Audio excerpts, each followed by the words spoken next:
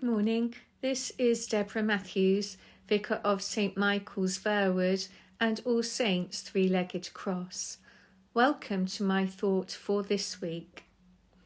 We are still in the season of Lent, some of us having given things up for a short time to allow us to concentrate on our journeys through life, as we take the time to accompany Jesus through those last weeks of his life.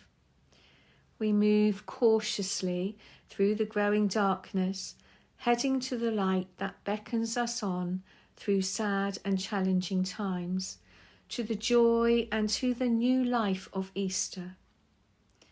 It's now only 2 weeks until Easter Day. In church, we have come to Passion Sunday. When we hear the word passion, we can think about different meanings and emotions and powerful love. But at its heart, passion can also mean suffering. And we're all familiar with the many forms that suffering can take, the many ways that we suffer in this life, and how Jesus suffered for the sake of his people.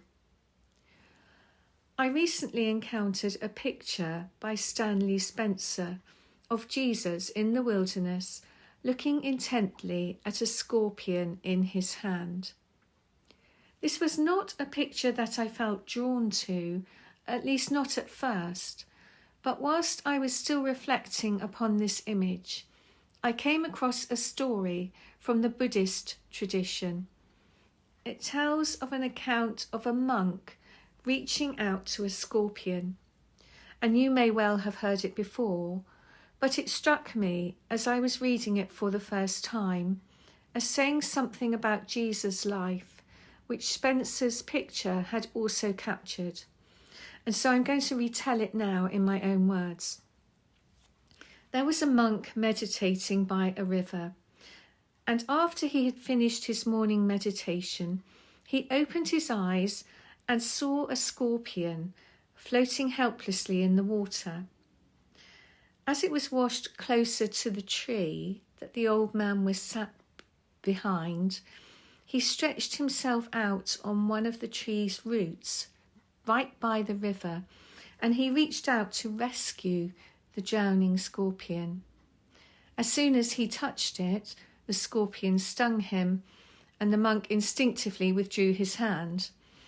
A minute later, he tried again to save the scorpion, and again the scorpion stung him. And by now the monk's hand had swollen up, and he was in terrible pain. At that moment, a passer-by who saw what had happened shouted out to him, "Why are you risking your life for an ugly, evil creature? Only a fool would do that. Why give your life trying to save an ungrateful scorpion?" And the monk turned his head and looked into the stranger's eyes, and he said, "My friend, just because it is the scorpion's nature to sting, that does not change my nature to save."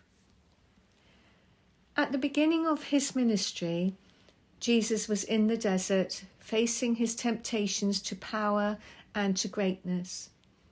He was praying and perhaps reflecting upon what his life would be like to reject temptation in favour of faithfulness to God, and so to follow his vocation, his nature as God's Son, to serve and to suffer.